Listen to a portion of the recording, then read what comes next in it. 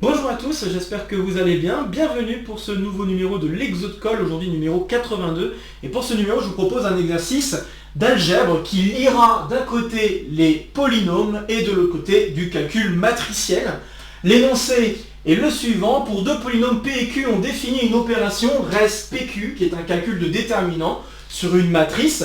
Une matrice ici qui est de taille D plus delta. Et ce qu'il faut comprendre à la lecture de cette matrice, c'est que à chaque colonne, on fait un décalage de 1 sur les coefficients. Donc c'est-à-dire que la deuxième colonne, on va avoir 0, A0, A1, etc. jusqu'à AD, puis que des zéros. Et on continue ce décalage, et ce de taille delta ici, ok. Et puis ici, on va avoir de taille D, et on fait la même chose, on commence avec la colonne avec les coefficients du polynôme Q, puis on décale d'un cran à chaque fois en passant d'une colonne à une autre. Donc voilà ce qu'il faut comprendre sur la matrice, et ici cette matrice est de taille D plus delta, qu'on soit bien clair.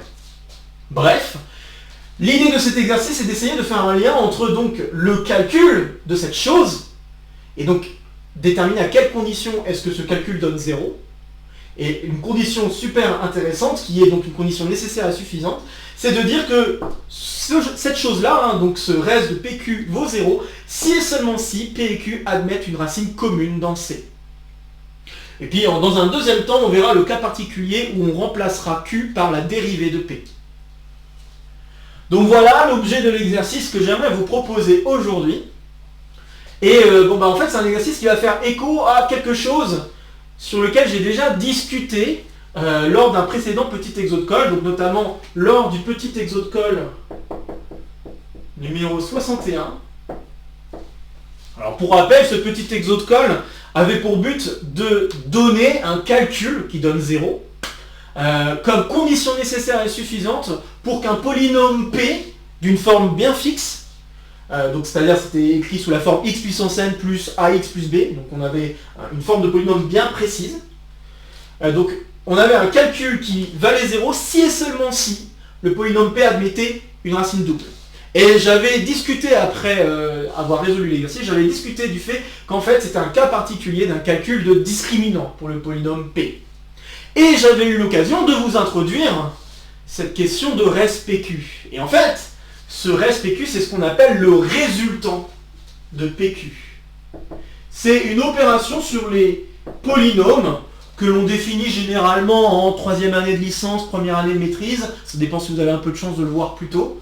Et en fait, c'est un outil très très utile quand on travaille avec des polynômes à coefficients dans un corps. Donc on pourrait travailler même dans un cadre où on ne serait pas forcément avec des complexes. Et notamment, ça permet de caractériser quelque chose qui n'est pas si loin d'avoir une racine commune. C'est en fait le fait d'être premier entre eux, donc d'avoir des polynômes qui sont premiers entre eux ou pas. Et donc notamment, le res de PQ sera égal à 0 si seulement si P et Q ne sont pas premiers entre eux. Puisque vous allez voir qu'il y a un lien entre le fait de ne pas être premier entre eux et cette question d'avoir une racine complexe commune.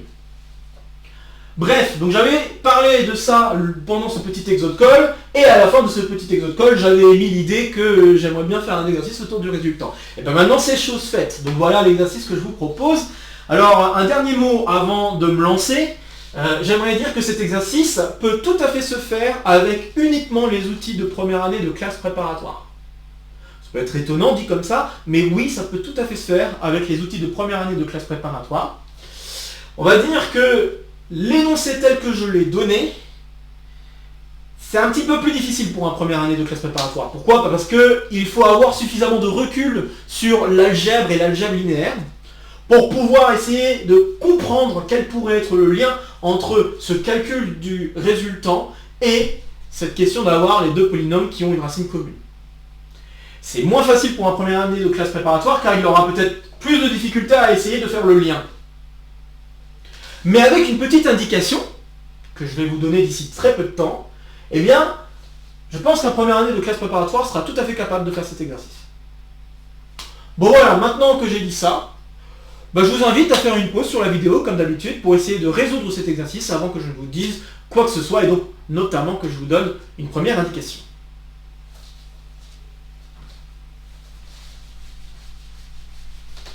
Ok, j'espère que vous aurez essayé. Surtout si vous n'avez jamais vu cette notion auparavant, je pense que ça peut être super intéressant de se lancer sur ce type d'exercice si on ne l'a vraiment pas vu avant. Donc, l'indication que j'aimerais donner avant de donner une résolution est la suivante. En fait, pour essayer de faire un lien entre ce calcul matriciel et la question des polynômes, ce qui serait bien, c'est d'essayer de comprendre en fait qu'est-ce qui se cache derrière cette matrice. Et c'est là où il faut avoir un peu de recul, parce que c'est vrai qu'on a, en première année de classe préparatoire, peut-être plus l'habitude de partir d'une application linéaire pour ensuite construire une matrice étant donné des bases. Base pour l'espace vectoriel de départ et base pour l'espace vectoriel d'arrivée. On a plus l'habitude de faire ça. Là, ici, on va faire l'opération dans le sens inverse. On a une matrice, il faut essayer d'en extraire une application linéaire qui fasse sens. Et ici, l'application linéaire, on peut plus ou moins pressentir qu'il va y avoir une question de polynôme. Donc c'est-à-dire que ça serait bien d'avoir une application linéaire qui fait intervenir une opération sur les polynômes. Si on arrive à faire ça, et qu'on arrive à extraire le côté polynomial derrière ce calcul matriciel, eh bien, on pourrait ensuite continuer à étudier cette application linéaire, et en étudiant cette application linéaire, conclure ce que l'on souhaite. Bon, alors maintenant, quelle est l'application linéaire qui se cache derrière ? Alors l'application linéaire qui se cache derrière, pour essayer de le pressentir, comme j'ai dit, il faut essayer de penser polynôme.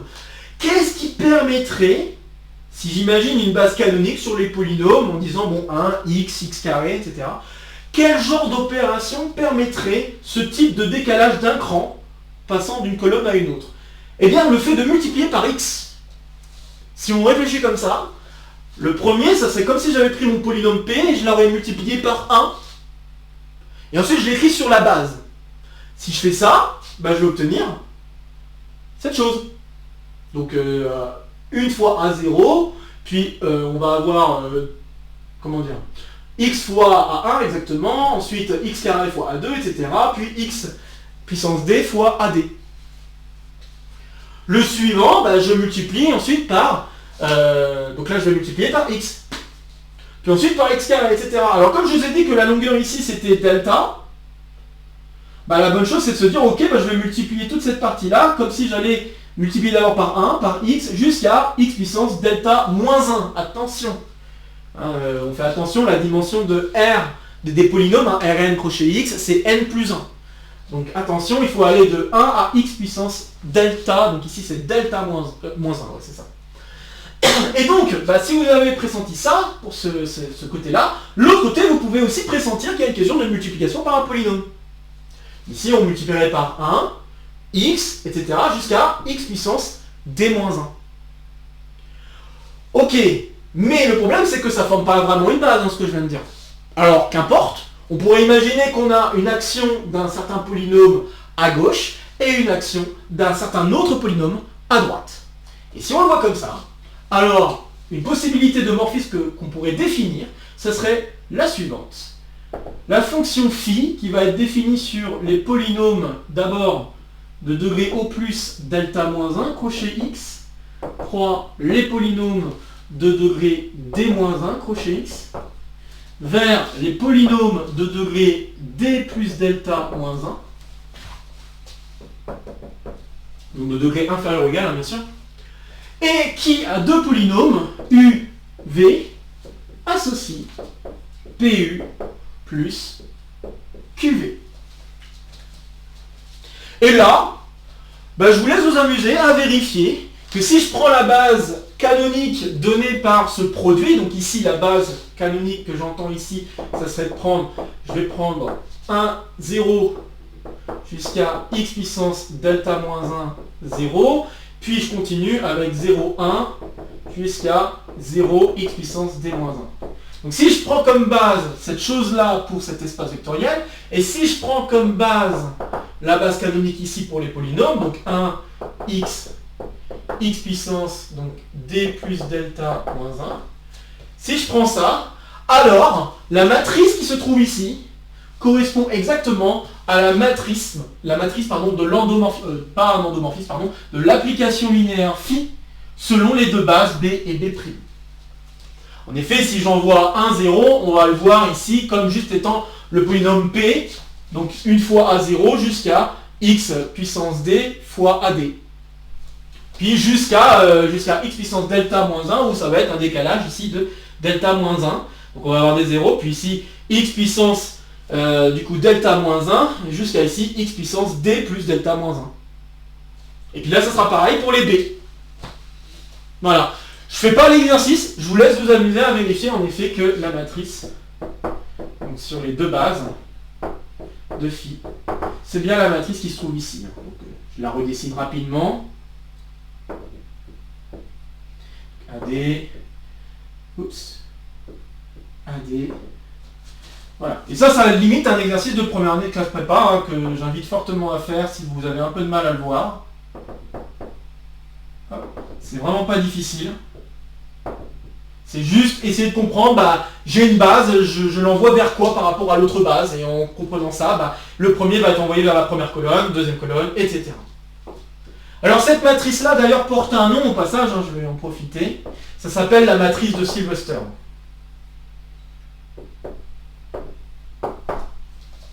Voilà. Bon, voilà pour l'indication. Donc l'indication que je vous donne, c'est étudier ce morphisme phi, qui est finalement très très très lié à la matrice qui se trouve dans le déterminant. Étudiez cette application phi, et en étudiant cette application phi, vous serez capable de dire à quelles conditions est-ce qu'on va avoir reste de PQ qui va valoir 0. Bon voilà, je vous laisse faire à nouveau une pause maintenant sur la vidéo pour essayer de résoudre cet exercice maintenant que vous avez cette indication. Et je pense que même les premières années de classe préparatoire devraient pouvoir s'en sortir avec cette indication. Ok, j'espère que vous aurez essayé, je pense que ça vaut vraiment le coup de se lancer là dans cet exercice. Donc, ce qu'il faut commencer à comprendre, c'est de se dire, ok, P et Q admettent une racine commune. Si je suppose que P et Q admettent une racine commune, qu'est-ce que ça veut dire pour P et Q? Et en y réfléchissant un peu, ça veut dire en fait que P et Q ne sont pas premiers entre eux. Donc on pourrait se poser la question, qu'est-ce qui se passe si je prends deux polynômes P et Q qui sont premiers entre eux? Et étudier le morphisme phi. Étudier le morphisme phi, ça veut dire quoi? Ça veut dire que généralement on veut étudier son noyau, son image éventuellement, et en fait essentiellement savoir si cette fonction elle est bijective ou pas. Et justement, le fait de savoir si la fonction est bijective ou pas correspond exactement à savoir si le déterminant de cette chose vaut 0 ou pas.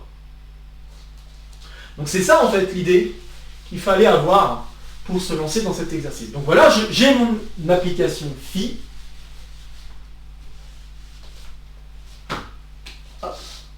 Donc résolution. J'ai mon application phi. Et donc ce que je vais faire, c'est que je vais montrer que si P et Q sont premiers entre eux, alors l'application phi est bijective.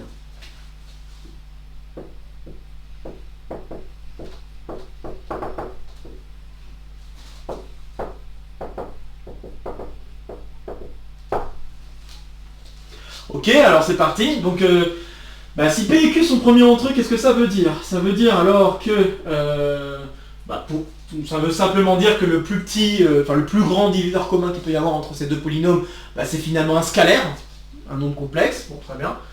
Voyons qu'est-ce que ça veut dire par rapport à notre fonction phi qui veut être bijectif. Pour montrer que la fonction phi est bijective, comme on travaille avec des espaces vectoriels de dimension finie, et qui plus est de même dimension, car on pourrait s'amuser à vérifier que dim d'un produit cartésien, c'est en fait la somme des éléments dans le produit cartésien, donc ça va être dimension du premier, delta moins 1, coché x, plus dimension du deuxième, cd moins 1, coché x. Lui, cette dimension delta, lui, cette dimension d, donc ça va faire delta plus d. Et ça, c'est quoi? C'est la dimension de l'autre espace. Donc on voit que la dimension du point de départ, c'est la dimension de l'arrivée. Donc c'est plutôt bien parti pour avoir une bijection, pour avoir un isomorphisme. Maintenant, le fait de savoir que les deux espaces en jeu sont de même dimension, pour avoir un isomorphisme, il suffit d'avoir injectivité. Très bien, voyons qu'est-ce qui se passe si on a injectivité. Donc, si on a injectivité, la question c'est ça, est-ce qu'on a injectivité? Donc pour savoir s'il y a injectivité, on va regarder le noyau. Ok, alors soit U et V, un élément du noyau. Donc dire qu'on est dans le noyau, ça veut dire que PU plus QV est égal à 0. Dire ça, c'est équivalent alors à dire que PU est égal à moins QV. Or, P et Q sont premiers entre eux. Là, on a de l'arithmétique de polynôme qui intervient. P et Q sont premiers entre eux. Et on sait que Q fois V est divisible par P. Donc ça veut dire alors que V est divisé par Q grâce à lemme de Gauss. Or, donc P et Q sont premiers entre eux. Donc par le lemme de Gauss,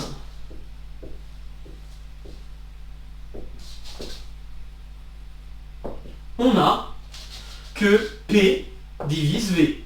Et on peut faire le même raisonnement pour dire que Q divise U. Raisonnement pour dire que Q divise U. Et c'est là où on va voir que le monde est bien fait et que c'était vraiment une très bonne chose d'avoir introduit cette application linéaire. En effet, dire que P divise V. Oui, mais V, c'est quoi comme type de polynôme? Si on regarde ce qu'on a ici, on voit que V doit être un polynôme de degré au plus D-1. Mais il doit être divisé par un polynôme de degré D. Je vous rappelle que votre polynôme P, il est de degré D. Bon, on a un problème. On a un problème. Alors, c'est pas vraiment une contradiction, parce que il y a quand même un cas de figure où ça peut arriver, c'est le cas où le polynôme V est nul. Or, le degré du polynôme P est égal à D, et c'est plus grand strict à D-1 qui est plus grand ou égal au degré de V. Donc si on a un polynôme qui divise un autre, et que cet autre est de degré plus petit que le premier, alors ça implique que le polynôme en jeu vaut 0. Et on a la même conclusion pour U.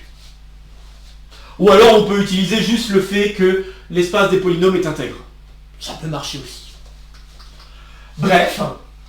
Donc voilà, ça me permet de conclure qu'en fait le seul couple possible c'est U égale 0, V égale 0. Donc on conclut alors que ker de phi c'est bien réduit à 0, 0, donc le seul couple nul. Et dire ça, ça veut dire que phi est injectif. Dire que phi est injectif, comme on vient de vérifier les histoires de dimension, on conclut alors que phi est bijective. Je mets équivalent, car on est en dimension finie et les espaces en jeu sont de même dimension. Donc c'est ça qui amène l'équivalence. Ok, on a gagné, on vient de montrer alors que phi est bijectif si P et Q sont premiers entre eux. Qu'est-ce qu'il en serait si P et Q ne seraient pas premiers entre eux? Alors je vais effacer. Hop.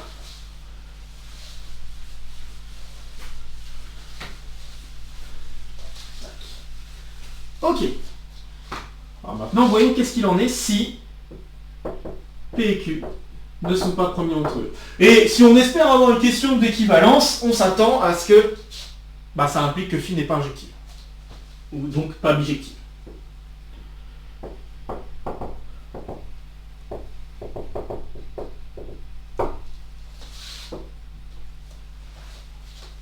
Bien, alors si P et Q ne sont pas premiers entre eux, qu'est-ce que je peux écrire? Je peux écrire que P s'écrit un certain polynôme qu'on peut appeler P' fois un certain polynôme D. Et puis Q peut s'écrire Q' fois un certain polynôme D. Avec degré de D plus grand ou égal à 1. Ok? Je peux, si je veux, supposer plus de choses. Je pourrais supposer que P' et Q' sont premiers entre eux, quitte à dire que D, c'est le PGCD. Je peux très bien le faire si je veux. Mais ici, je n'ai pas besoin de le faire. Donc je me permets juste de dire qu'ils ont au moins un diviseur commun, qui n'est pas trivial. Donc c'est-à-dire que c'est au moins un polynôme de degré supérieur ou égal à 1, ça suffit. Bon, alors, j'affirme que grâce à ça, on a un couple UV qui va être envoyé vers 0. Quel est ce couple UV? Eh bien, si on y réfléchit un petit peu, le couple UV qui va fonctionner, ça va être le couple suivant. Alors, je suis en train juste de réfléchir si je vais vraiment avoir besoin. Je pense que non, normalement. Bon, enfin, ok.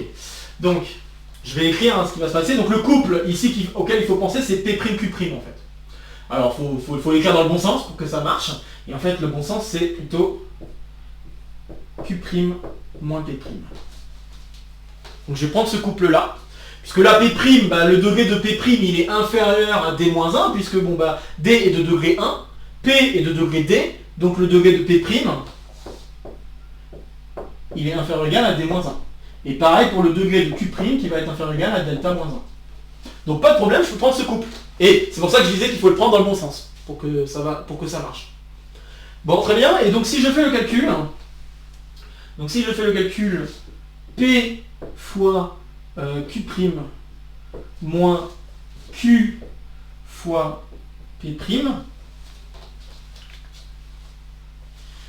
alors bah, je peux remplacer si je veux, donc en fait P je peux l'écrire comme P'D, Q je peux l'écrire comme Q'D, c'est ça. Donc en fait je vais avoir P'D Q' moins ici je vais avoir Q'D P'. Et en fait bah, on voit que c'est le même polynôme. Donc oui en effet j'ai pas besoin de savoir que P' et Q' sont premiers entre eux. J'ai eu un petit doute, mais en fait en effet j'ai pas besoin de le savoir. Donc ça donne 0. Par le fait que C crochet X est un anneau commutatif. Donc là on voit qu'il y a une question de commutativité à faire intervenir, donc notamment la commutativité du corps C. Ok? Donc voilà, donc ça vient de la commutativité.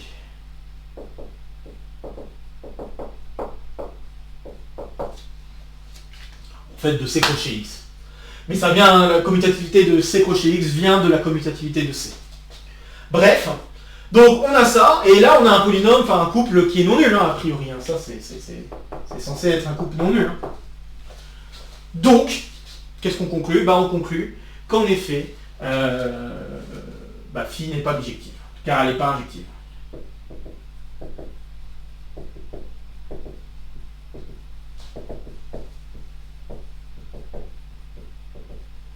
Alors il peut y avoir des cas spéciaux qu'on pourrait traiter, le cas où P est nul ou Q est nul.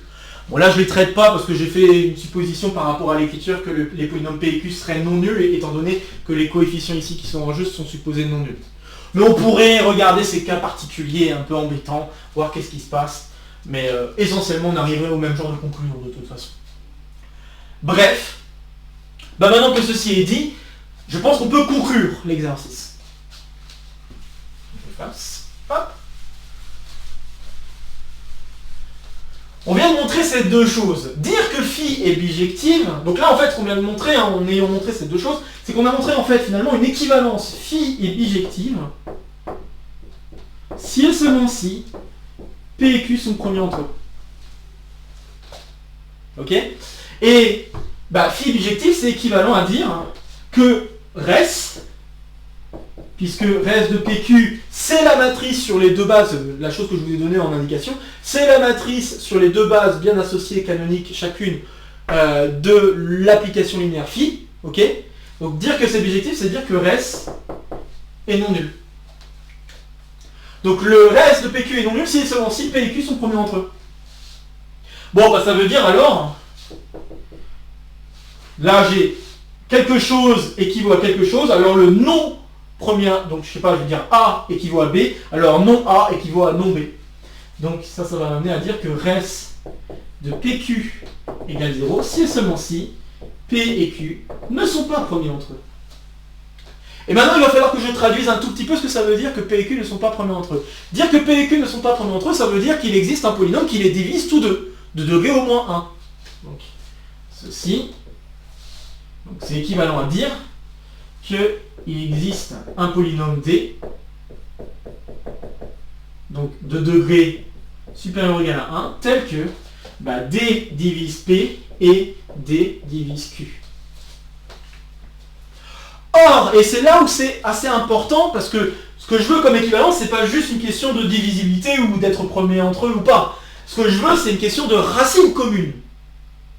Et c'est là où le fait de travailler dans C est important, parce qu'on a un théorème qu'on peut appliquer dans le cadre où on travaille dans C crochet X, théorème qui ne s'appliquerait pas si on travaillait sur d'autres corps, notamment sur R, ou sur éventuellement des corps finis. En effet, le truc qu'on va utiliser, c'est d'Alembert. Donc grâce au théorème de d'Alembert-Gauss, donc je vais écrire ça plutôt, or, et je vais l'écrire ici, or d'Alembert-Gauss,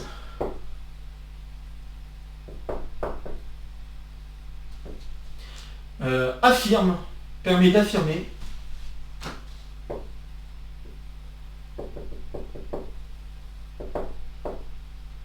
que D admet une racine complexe.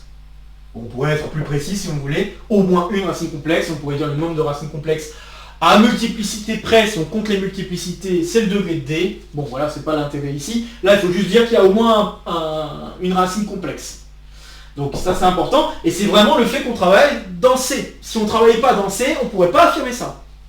Dans R coché X, je pourrais très bien avoir deux polynômes qui ne sont pas premiers entre eux, et le polynôme qui les divise, c'est un polynôme qui n'a pas de racine réelle, genre x carré plus 1. C'est pas impossible. Ok? Donc c'est vraiment important d'Alembert ici.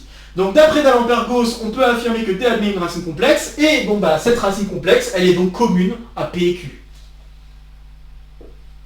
Donc une racine complexe qu'on peut appeler Z, et donc cette racine est commune à P et Q. Et on peut bien évidemment aller dans l'autre sens. Si j'ai deux polynômes qui admettent une racine commune, ça veut dire que x moins la racine est un polynôme qui divise à la fois P et Q. Et donc ça veut dire que P et Q ne sont pas premiers entre eux. Donc là, ce que je viens de démontrer en l'écrivant proprement, c'est que P et Q ne sont pas premiers entre eux implique qu'ils admettent une racine commune. Et il me reste à montrer que avoir une racine commune entre P et Q, ça implique que P et Q ne sont pas premiers entre eux. Implication qui est un petit peu plus évidente et que je vous ai fait rapidement à l'oral. Je vais me permettre d'effacer un petit bout, donc je vais effacer ça, pour pouvoir juste mettre les arguments proprement au tableau. Donc là, j'ai pour l'instant ça implique ça, et maintenant si, donc réciproquement,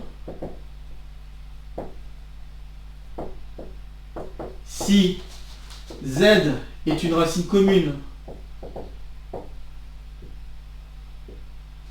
à P et Q, alors on a x moins z qui divise P et x moins z qui divise Q, ce qui implique alors que P et Q ne sont pas premiers entre eux. Conclusion, je viens donc de démontrer que P et Q ne sont pas premiers entre eux équivaut à dire que P et Q admettent une racine commune, et c'est exactement l'équivalence qu'on voulait, hein. On conclut alors l'équivalence qu'on voulait. Donc si je devais un peu récapituler tout ce qu'on a fait, on a réussi à montrer que res de PQ, donc on a, là je fais juste un tableau récapitulatif des équivalences, on a montré que phi n'est pas bijective, je vais l'écrire avec que des noms, donc non bijective, si et seulement si P et Q ne sont pas premiers entre eux, on vient de montrer que P et Q ne sont pas premiers entre eux si et seulement si P et Q admettent une racine commune, dans C. Et on a aussi dit dès le début que dire que phi est bijective et non bijective, c'est équivalent à dire que res de PQ, qui est donc la matrice associée encore une fois à phi, est nul. Voilà, si je dois récapituler le raisonnement qu'on a amené, c'est le suivant, et donc on a bien par suite d'équivalence l'équivalence entre ces deux propositions, ce qui était donc la chose demandée. Maintenant, deuxième question, qui va être assez rapide, hein, puisque le plus dur c'était surtout ça. Si P est de degré supérieur ou égal à 2, que dire du cas où res de PP' égale 0 ? Ça, normalement, je pense que vous auriez eu une petite idée par rapport à tout ce que j'ai dit avant, hein, puisque, comme j'ai dit, ça doit avoir un lien avec le discriminant. Et puis si vous avez jeté un coup d'œil au petit exode col 61, comme je vous ai invité à le faire, je pense que, avec ce que j'ai dit là-dedans, vous devriez avoir la réponse. Vous avez suffisamment tendu de perche comme ça, normalement. Bon, donc res de PP' vaut 0, ça veut dire que P et P' admettent une racine commune. Donc, res de PP' égale 0, c'est équivalent à dire que P et P' admettent une racine commune.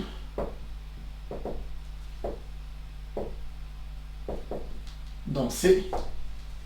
Et dire ça, si je fais appel encore une fois au cours de première année de classe préparatoire, c'est équivalent à dire que P admet une racine multiple.